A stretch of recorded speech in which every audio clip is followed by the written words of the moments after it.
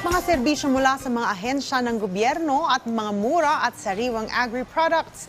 Ilan lang yan sa mga inilatag para sa mga empleyado ng Office of the President sa kanilang pagdiriwang ng Family Week.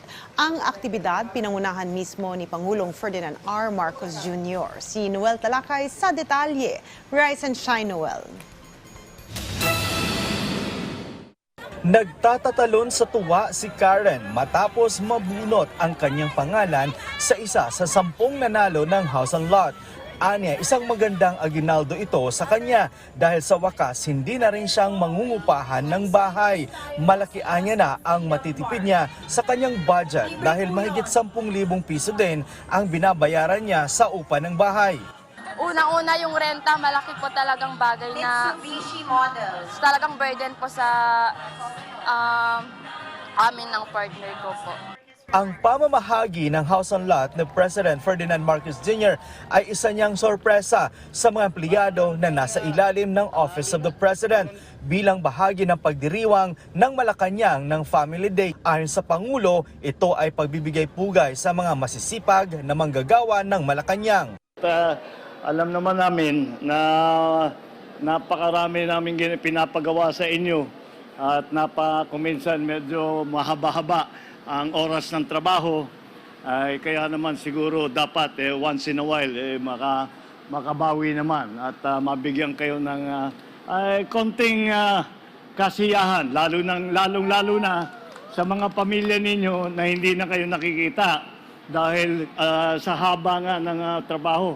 Sa pamamagitan ng serbisyo fair, nagbigay ng mga pangunahing serbisyo ang ilang ahensya ng pamahalaan sa mga dumalong pamilya tulad na lang ng Philippine National Police. Nabibigay po kami sir itong flyers para information drive po sir. Just in case may mga problem sa society, sa lugar ninyo, makipag-text dito sa amin, isumbong po sir.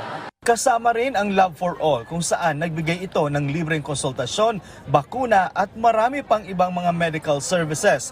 Nagtayo rin ng kadiwa ng Pangulo sa gate ng Malacanang kung saan pwedeng makapamili ng mga mura at sariwang mga produktong agrikultura kasama na rin ang pang Noche Buena at pangregalo na rin. At kami naman na namumuno ng Office of the President, lahat po na nandito ay parang ito na ang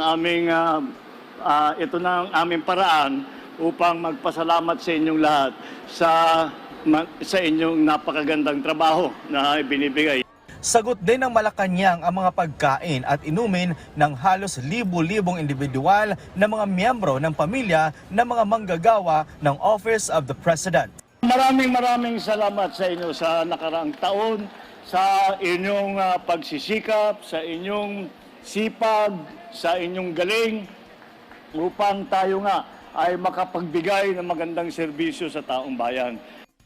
Kasabay ng pagdiriwang ng Family Day dito sa Malacanang, nais din ng Pangulo iparating sa publiko na ang Pasko ay para sa pamilya at nais din niyang isabuhay natin araw-araw ang diwa ng Pasko tulad ng pagmamahalan, pagbibigayan at pagkakaisa. Noel Talakay para sa Morning Show ng Bayan, Rise and Shine, Pilipinas.